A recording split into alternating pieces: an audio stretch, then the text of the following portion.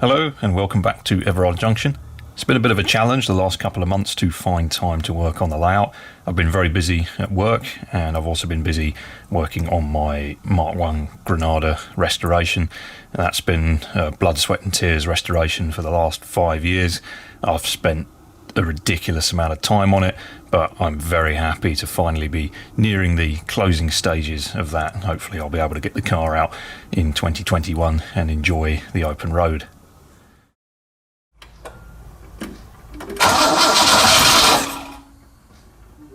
Oh, something happened.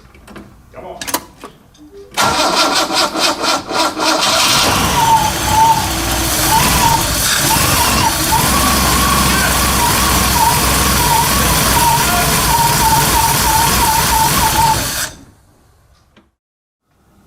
So despite other commitments and working on the Granada, I have made enough progress on this section of the layout to do another video. And where we left off previously, we were trying to create some deception to make it look as though the branch line disappeared off into that direction. And as you can see, I've got a fair bit further. There's still a lot to do, and there's an awful lot of detail missing from the actual main lines that run across the bridge here. But you can see there's a fair bit of progress, so we'll move into that and I'll show you how I achieved it.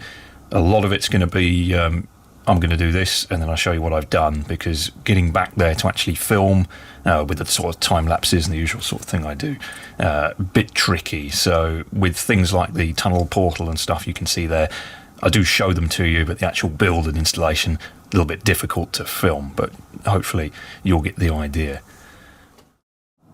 So here we are back on this section of the layout, and for those of you that didn't see the video previously that concerns the build-up of this area, I constructed a reasonable, I think, looking bridge, and the idea was to make this branch, this track, look as though it continued in that direction off scene. So we're trying to create a bit of deception here. What actually happens is the track turns away quite sharply and it heads to some storage off of the layout, and that's where I keep the various trains that run up and down this section. So I've been busy painting and cutting and measuring various bits and pieces and just building up the parts to try and complete this area. Due to the very poor access at the back here, it has been somewhat difficult to film, so I'm just going to briefly cover the pieces that I've made. So we have a bridge girder that will go across there. That will mirror the other side, make this 4-track span look like a proper bridge. I've got 2 little buttresses to go either side of it as well. Not finished the painting on that yet, but you get the idea. Those will become these. We've got a pair of retaining walls to go this side and this side to make it look like a bricked up cutting for the track to run through. And obviously I have had to cut a fair bit out of this one so that there's clearance for the train to turn and disappear into the storage yard. And then the finishing touch at the end is this fake tunnel mouth that from a glance looks like it might be going somewhere, but in reality it's a dead end. From most viewing angles, such as what you can see now, or around here, or if you're low down on the track looking like that, or even something like that, the deception should work. Obviously, if you peer right over the top of the layout, you're going to see what's really going on. But model railways, all about compromise. I just want, at a glance, this to look like it goes off in that direction, which then gives reason for the branch curving underneath the main lines. If I followed what it really does, which is turn and sort of go there, why would this line cross under here only to carry on in the same direction? You wouldn't do it. You'd just keep going alongside, and this would be 5 tracks, and perhaps it would separate out if it went to a different destination.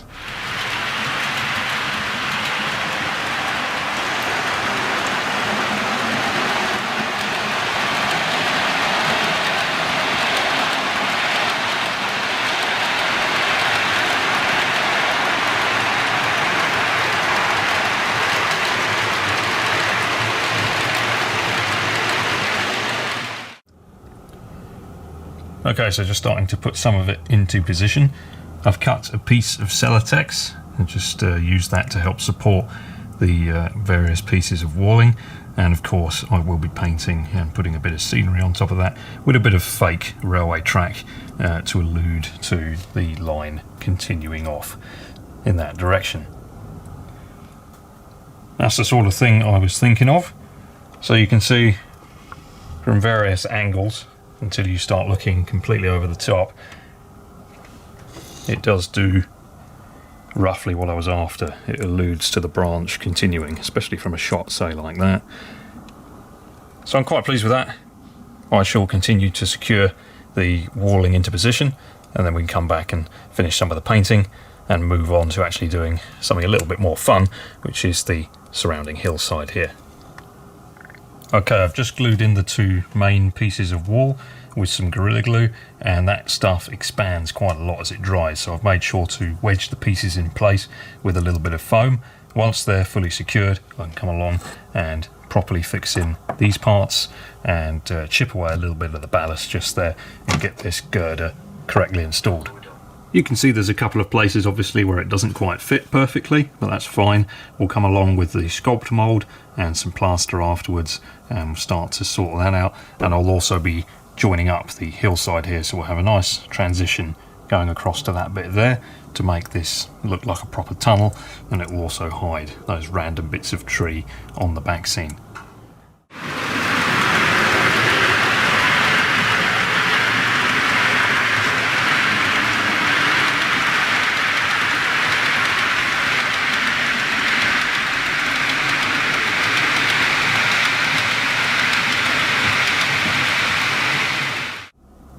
So I've made a bit more progress on some of the stuff for this scene, and as you can see we have this piece of foam with the track glued to it and some ballast, and this is just to fool the eye.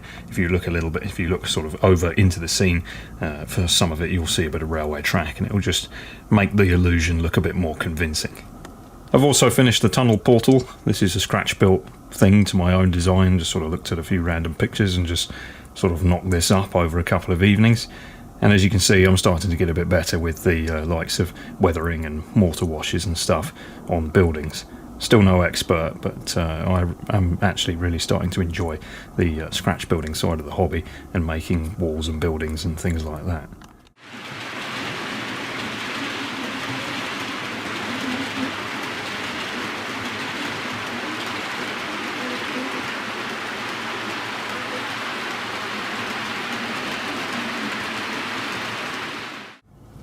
So there we have it, the beginning of the installation. I've just put a sheet of clear plastic between the railway and the back scene to avoid getting any of the white sculpt mould and moisture into the back scene itself.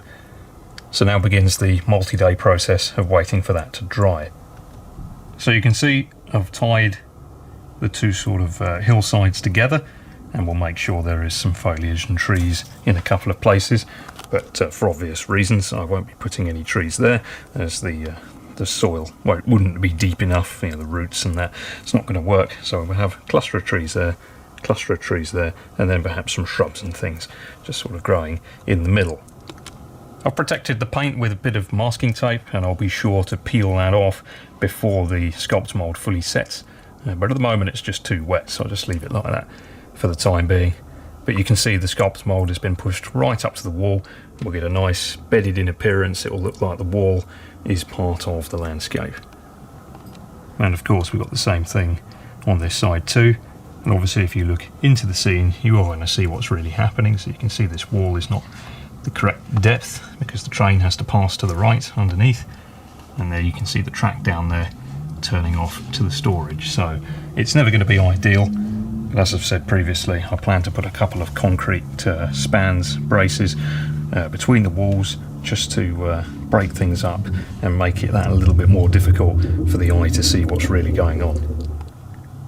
So I'll leave that to dry, making sure I peel off the tape before it's fully cured, and we'll come back, add some paint to the sculpt mould, and then we can add a few scatters and start to do some of the scenery that's actually going to go in that section.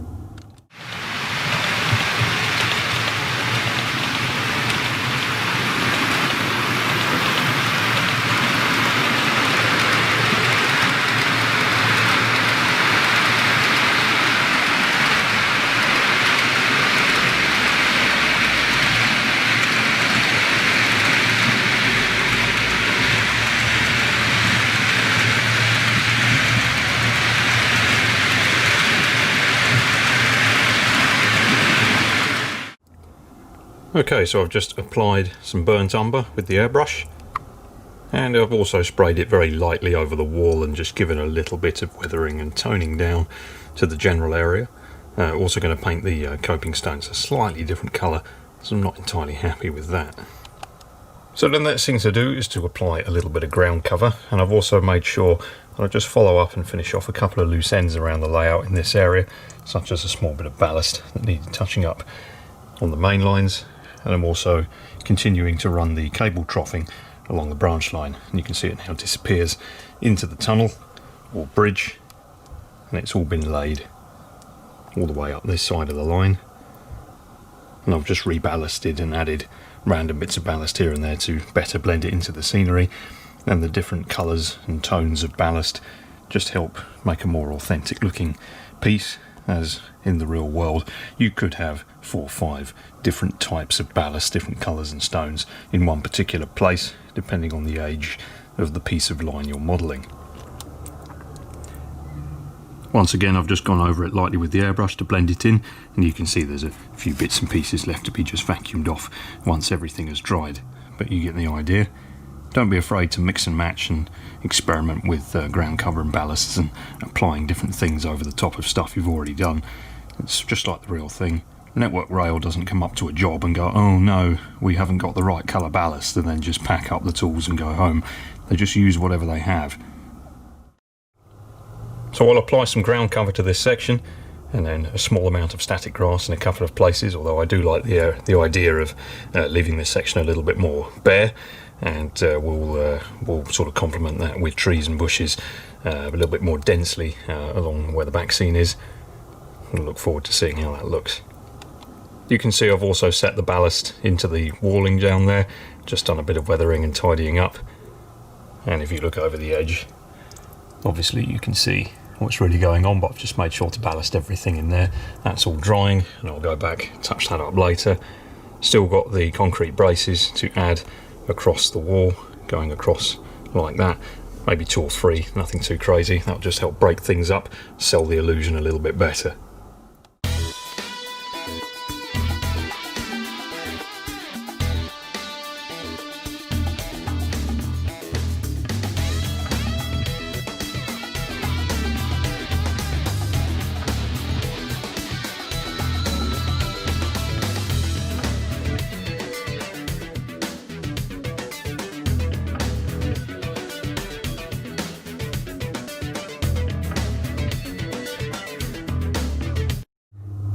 Okay, we'll leave that to dry. Obviously there's plenty of excess on there at the moment, and once it's dried we'll vacuum that off, and we should get a finish looking a little bit more like that as opposed to that which we have currently.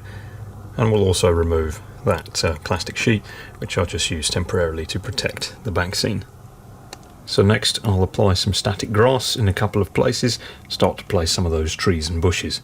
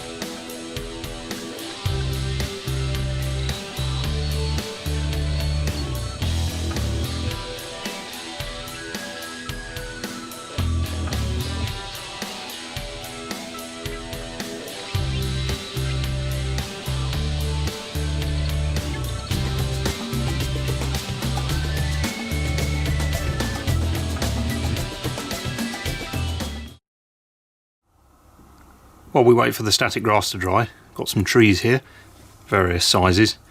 These are made of seafoam. It's a popular material to use for making trees. You can see how fine and wiry it is, just like a real tree. I've painted these with some grey primer and then highlighted it with some burnt umber to create that sort of brown effect, but mostly creating something that's quite dark, so you get the shadows and stuff like that. So what we'll do is cover these in foliage and then leave them to dry, and then by the time those are ready static grass will be dry, we can place the trees onto the scene. When it comes to putting foliage on the trees, you can really use anything you like. I use a right mix of different bits and pieces. I've got some Gauge Master Scenic leaves, various colours. I've got some Woodland Scenics Earth Blend blended turf. Got some more Woodland Scenic stuff, coarse turf this time. Burnt grass for that particular colour. I've also got a light green. And I'll use those and various other scatters to varying effects, and I try and make sure that I don't follow the same mix for every single tree. Some trees will be greener than others. To keep the tree straight, I'm trying something a little bit different this time round. You can just about see inside the tree trunk there's a small section of brass rod from Albion Alloys, and I've just used some very fine wire and tied it to the tree trunk, and it holds it quite straight. Obviously trees shouldn't be perfectly straight, but some of these seafoam sections, when you get them out of the box, are really quite distorted and bent. So you can see there, that one has been straightened to a much more natural looking shape with the addition of a small section of brass rod. Once you put all the scenery on, it'll be impossible to tell that you've done it. Just got some white glue mixed in with some water, and we'll begin to spray the tree and apply the various foliage.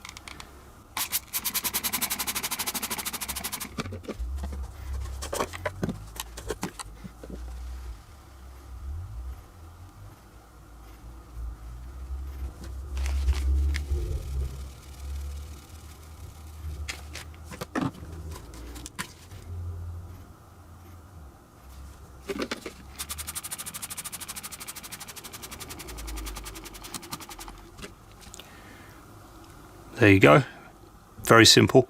I'll just leave that to dry in the upright position and we'll do the rest of the tree trunks.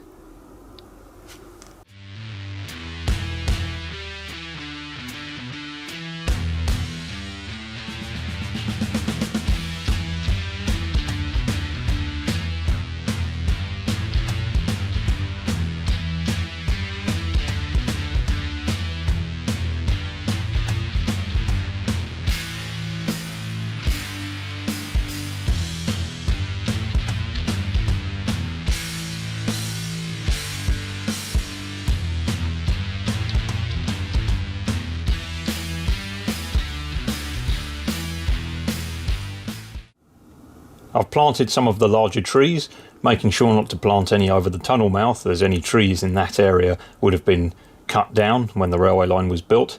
Next thing to do is to add in the bushes and shrubs and things like that, small trees, and try and blend this area together a little bit better than that. But those are most of the major trees installed, and it certainly makes a big difference. So I'll go and add some of the smaller shrubs. The static grass is all dry and I've vacuumed off any excess.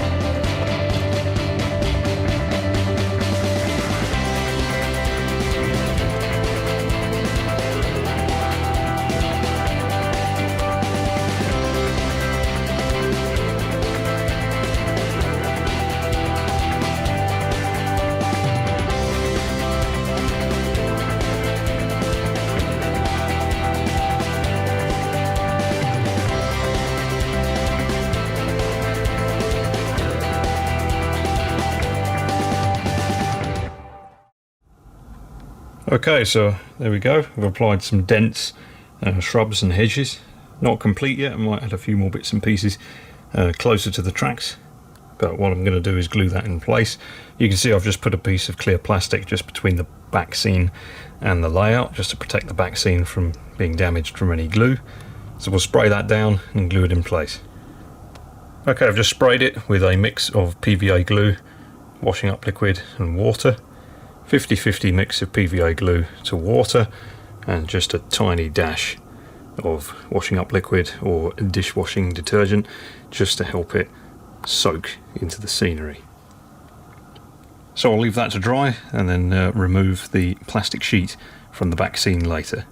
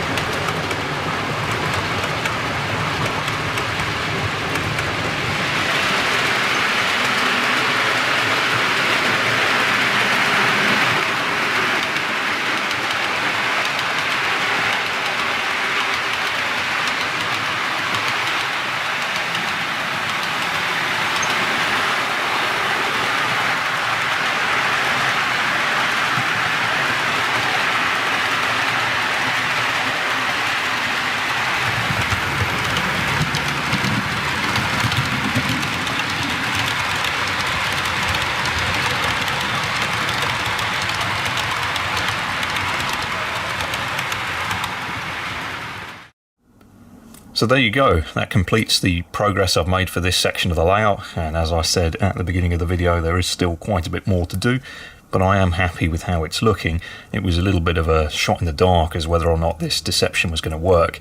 I didn't know if there were going to be too many angles where you could see what was really going on. You could see that sharp turn from the branch line, but I am happy to say that for most sort of viewing angles typical of this layout, you don't see where the branch line's actually going, and it looks as though the layout's bigger than it really is. So that's what I was aiming for. Pleased with how it's come out, and I'm also very pleased with how well the two sort of hills blended together. Just that little bit of sculpt mould just across the top of the tunnel portal just there, tying the two sides together, really made this bit look a lot more natural. So I'm quite pleased with that.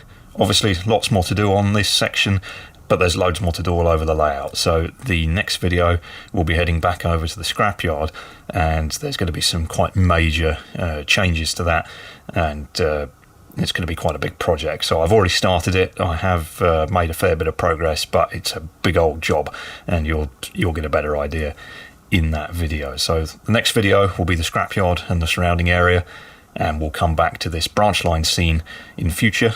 But what I tend to do is I get sort of areas of the layout up to a certain standard, and then I move on to an area that's not to that standard, and then I'll come back to this area again once this area starts to look like, you know, the weakest area of the layout, needs more time spending on it, stuff like that. So for example, you can see over there's really not a lot going on. Obviously there's more motivation to work on this bit than there is to work on this bit, because this bit looks reasonable, it looks fair, but there's all sorts of places on the layout that just have nothing at all. So I like to chop and change. So next video will be scrapyard, videos after that, no idea, depends what we end up working on. So there you go, hope you enjoyed it, and as always I will be back as soon as I've made a reasonable level of progress on the next bit of the layout.